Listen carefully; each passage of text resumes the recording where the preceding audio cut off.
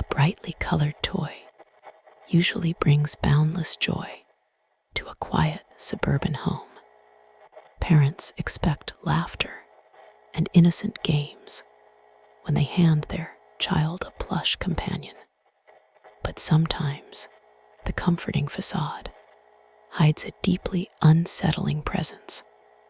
One family in Florida learned that a child's beloved friend could harbor a truly dark and threatening voice. The year was 2008, and the town of Lithia, Florida, was a peaceful retreat for families seeking quiet neighborhoods. Melissa Bowman wanted nothing more than to see her 2-year-old son, James, smile.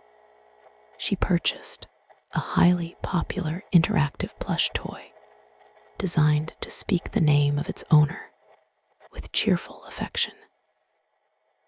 This specific plush figure was known everywhere as a cheerful red monster that guided children through educational play. Through a simple programmed feature, the toy could store a specific name and recite it back. The intention was entirely wholesome and designed to create a personalized bond between the toddler and his new fuzzy companion. At first, the interactive features worked exactly as the manufacturer intended. James adored the bright red creature and carried it everywhere around their spacious Lithia home. Melissa felt a warm sense of parental satisfaction watching her son interact safely with the talking figure. The electronic voice was sweet and familiar to millions of children. The plush red monster quickly became an essential part of the daily routine for young James. Whether they were eating breakfast or sitting in the sunny living room, the toy was always nearby. The automated voice would routinely call out the boy's name in a high-pitched and friendly tone, bringing absolute delight every time. The house in Lithia was filled with the typical sounds of a happy toddler exploring his environment. Toys were scattered across the carpet, and sunlight streamed through the large front windows. Everything felt perfectly ordinary and entirely safe. There was no indication that the vibrant red plush figure was anything more than programmed plastic. But ordinary electronic toys require regular maintenance to keep their cheerful voices active. After several weeks of continuous play, the internal batteries began to drain. The once energetic voice grew slow and distorted before finally fading into silence. Melissa knew she simply needed to replace the power source to restore her son's favorite companion. Melissa retrieved fresh batteries from a kitchen drawer and carefully opened the plastic casing hidden beneath the red fur. She removed the depleted power cells and inserted the new ones, making sure the positive and negative ends were perfectly aligned. She expected the toy to immediately resume its standard cheerful greetings and educational phrases. She pressed the soft plush stomach to test the newly installed power supply.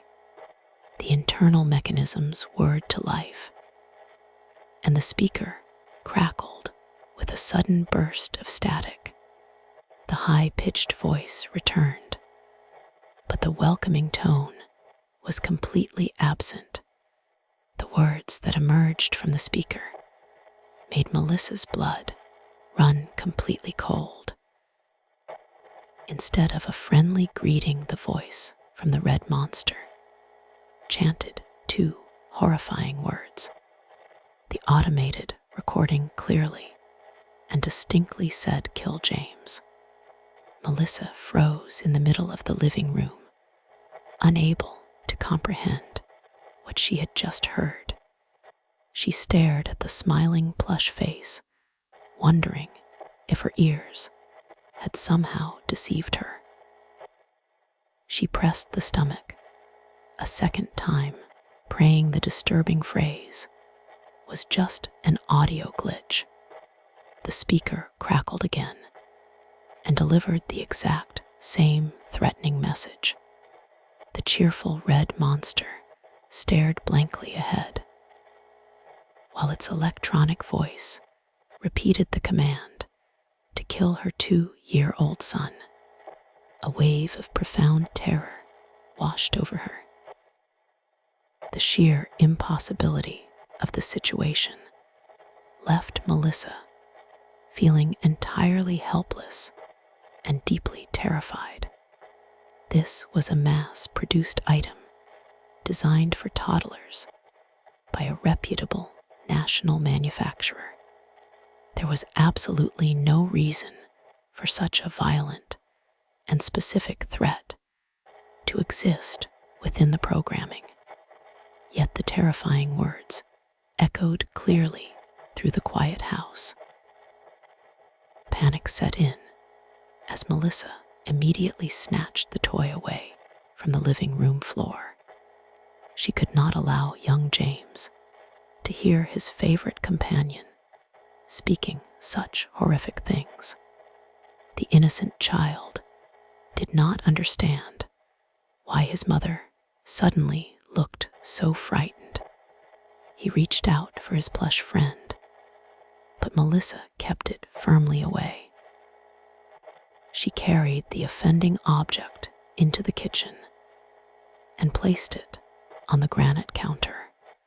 The bright red fur seemed to mock the dark nature of the words trapped inside its plastic core.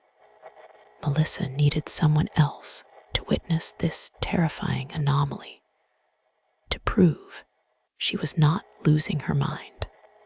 She waited anxiously for her husband. When her husband arrived home, Melissa immediately brought him into the kitchen to demonstrate the horrifying malfunction. She explained the battery change and the sinister result. He looked skeptical at first, assuming she had misheard a garbled educational phrase. Then she pressed the plush stomach to let the corrupted electronic voice speak for itself. The husband listened closely as the high-pitched voice delivered its grim directive. His expression instantly shifted from mild confusion to sheer horror. The phrase was unmistakably clear and completely deliberate. The toy was absolutely telling them to kill James. The safe and comforting atmosphere of their Lithia home was instantly shattered by the electronic threat. The couple decided to test the toy further to see if the phrase would eventually cycle back to normal greetings. They placed the red monster on the dining table and pressed its sensors repeatedly. Every single activation resulted in the exact same chilling command. The wholesome programming had been entirely overwritten by something deeply malicious. They noticed that the voice sounded slightly different from the standard programmed audio. It retained the familiar high-pitched cadence of the famous television character, but carried a strange and ominous resonance. The cheerful enthusiasm was replaced by a flat and robotic delivery that made the violent words feel incredibly deliberate and genuinely threatening to them. Fear quickly transformed into anger as the parents realized the potential danger this object posed to their child. They wondered if a disgruntled factory worker had intentionally placed a sinister hidden message within the toy's internal memory. The idea that someone would target innocent children with such violent rhetoric filled the parents with absolute disgust. The Bowmans decided they could not keep the menacing object inside their house any longer. The mere presence of the corrupted toy felt like a dark cloud hanging over their family. They placed the plush figure inside a cardboard box and stored it out of sight. They needed to contact the manufacturer and demand answers immediately. Melissa searched the internet for any similar reports of the talking red monster malfunctioning in such a horrific way. She scoured parenting forums and consumer review websites, looking for other families who had experienced the same phenomenon. To her dismay, she found no other instances of the toy threatening a child with personalized violence. This lack of similar cases made their situation feel even more isolated and deeply unsettling. If this was not a widespread manufacturing error, then their specific toy had been uniquely altered. The thought that their son had been holding a uniquely corrupted object designed to whisper death threats made Melissa physically ill with profound worry. The family reached out to the customer service department of the large toy manufacturer. They explained the terrifying situation and the specific phrase the interactive plush was repeating. The representatives on the telephone were initially confused and highly doubtful.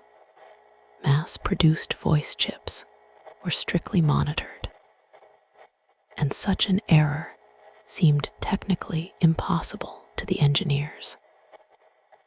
Despite the skepticism from the corporation, Melissa remained absolutely persistent in her demands for a thorough investigation.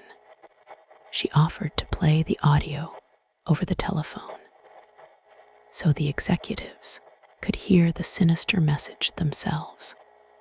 The manufacturer eventually agreed to look into the matter, recognizing the severe public relations disaster a threatening toddler toy could cause. While waiting for a response from the company, the atmosphere in the Bowman household remained incredibly tense. James frequently asked for his favorite red friend and could not understand why his parents refused to return it. Melissa tried to distract him with other colorful playthings, but the absence of the interactive plush was deeply felt. The cardboard box containing the corrupted toy sat isolated in a dark corner of the garage. Melissa found herself completely avoiding that area of the property. She constantly felt as though the inanimate object was somehow radiating negative energy through the thick cardboard walls.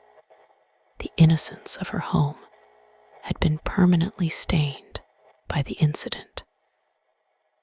News of the terrifying toy eventually leaked out to the local media outlets in Florida. Reporters were eager to cover the bizarre story of a beloved children's character turning seemingly evil. Television news crews arrived at the quiet suburban neighborhood to interview the distressed parents. The story of the threatening red monster quickly gained national attention. Camera lights illuminated the Bowmans' living room as Melissa recounted the chilling sequence of events. She bravely demonstrated the malfunction for the television audience, pressing the plush fabric to activate the voice.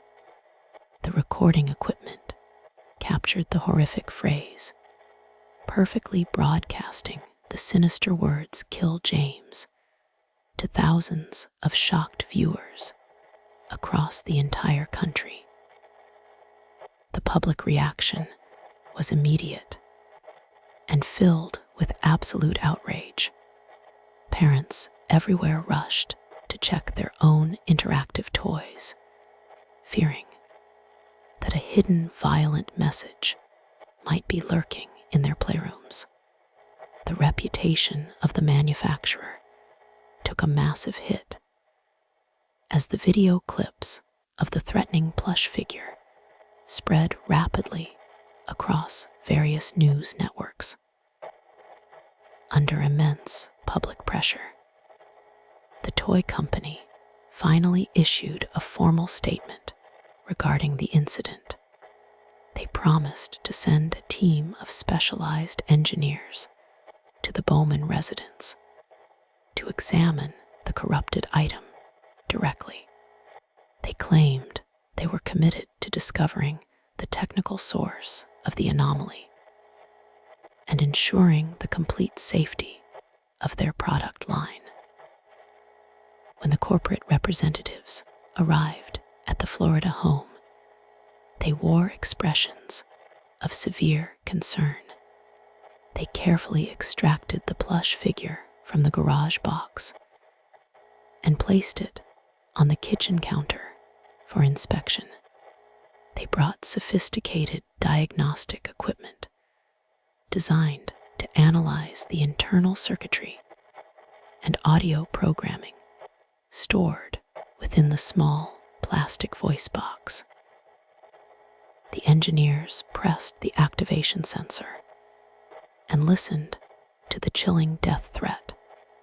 Even the seasoned technicians were visibly disturbed by the clarity of the violent message. They immediately began dismantling the toy, removing the red fur and soft padding to access the hard plastic core.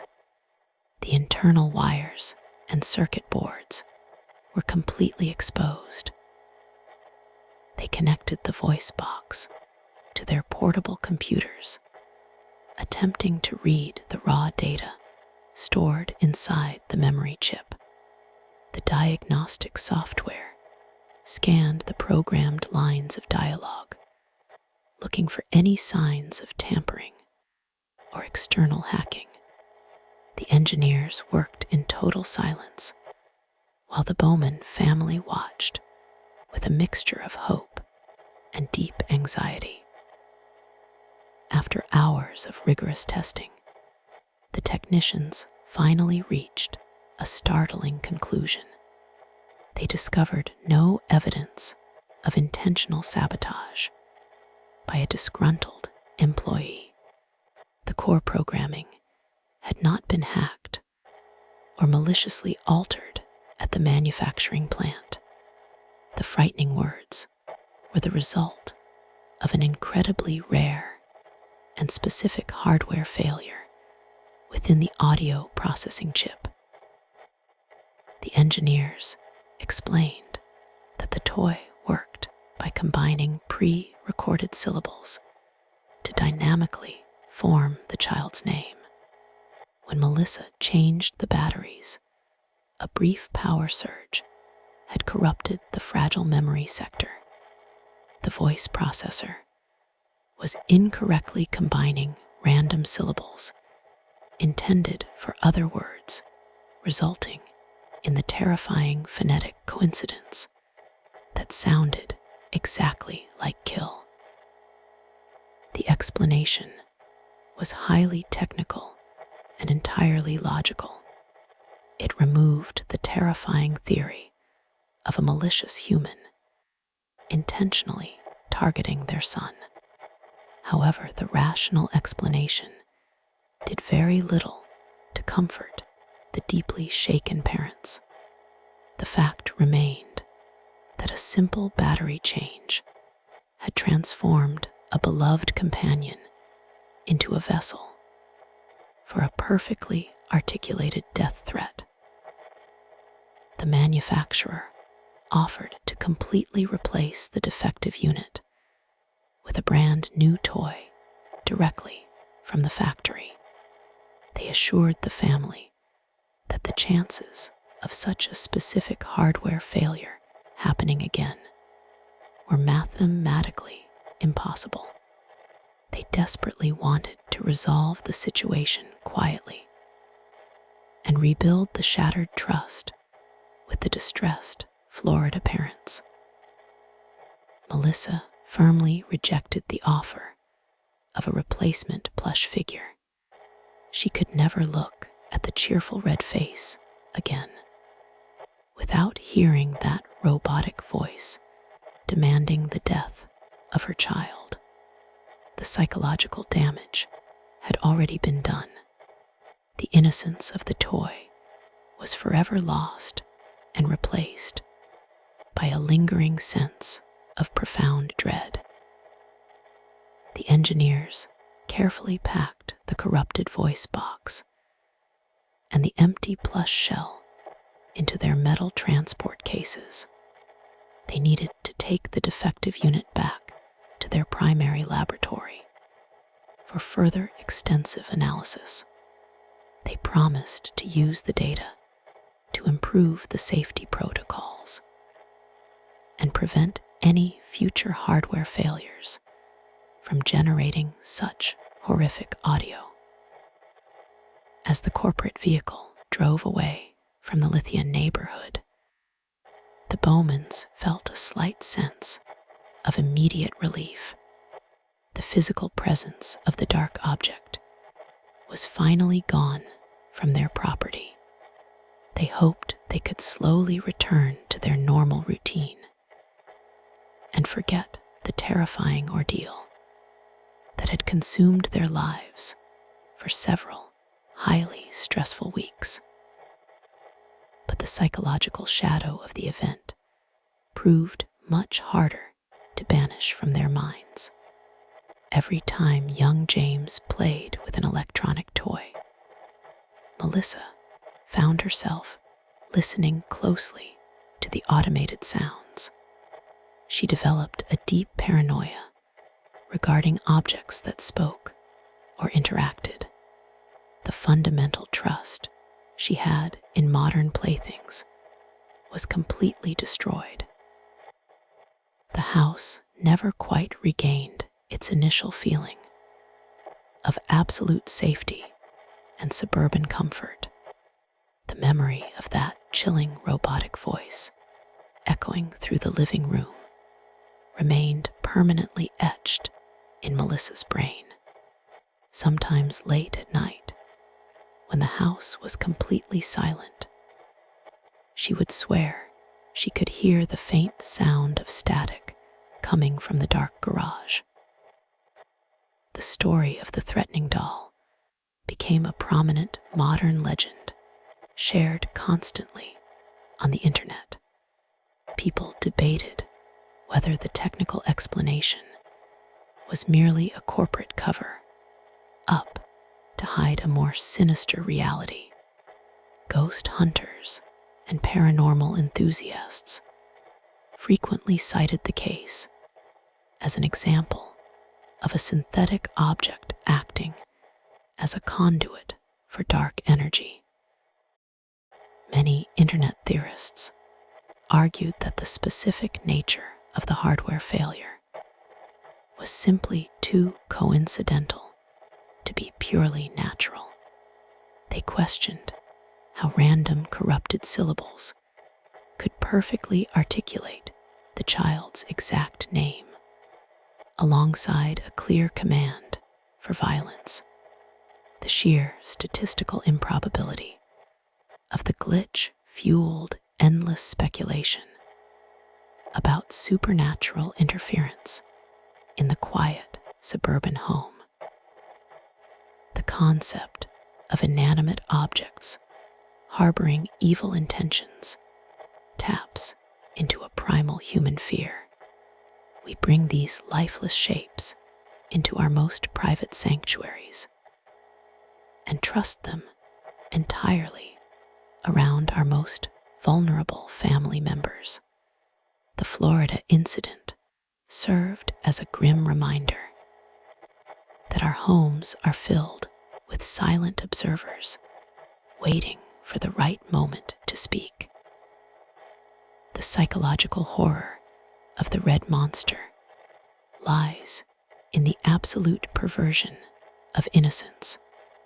A brightly colored item designed specifically to offer comfort and friendship suddenly became an active source of profound terror. It bridged the gap between cheerful childhood fantasy and a deeply unsettling reality where nothing is completely safe from corruption. Years passed, and young James eventually grew out of his toddler phase and forgot about his missing red friend.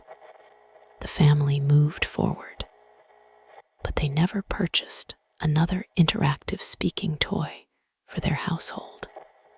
The traumatic memory of the robotic voice demanding violence remained a permanent fixture in their shared family history. The infamous corrupted toy remains locked away in a secure corporate archive, far from any unsuspecting children. The engineers occasionally study the damaged circuitry to understand the boundaries of synthetic audio processing. Yet even the most logical technicians admit that the specific combination of corrupted sounds remains deeply unsettling to hear in the sterile laboratory environment. We live in a modern world surrounded by digital voices and artificial intelligence designed to mimic human emotion. The story of the broken plush figure stands as a quiet warning about the unpredictable nature of our own technological creations. Sometimes the things we build to comfort us can suddenly turn and reveal a truly terrifying hidden face. The next time you walk down a brightly lit toy aisle, listen closely to the electronic voices calling out from the colorful shelves. Behind the cheerful programming and the painted plastic smiles lies a complex web of fragile wires and unpredictable memory chips. You never truly know what dark message might be waiting for fresh batteries to finally speak.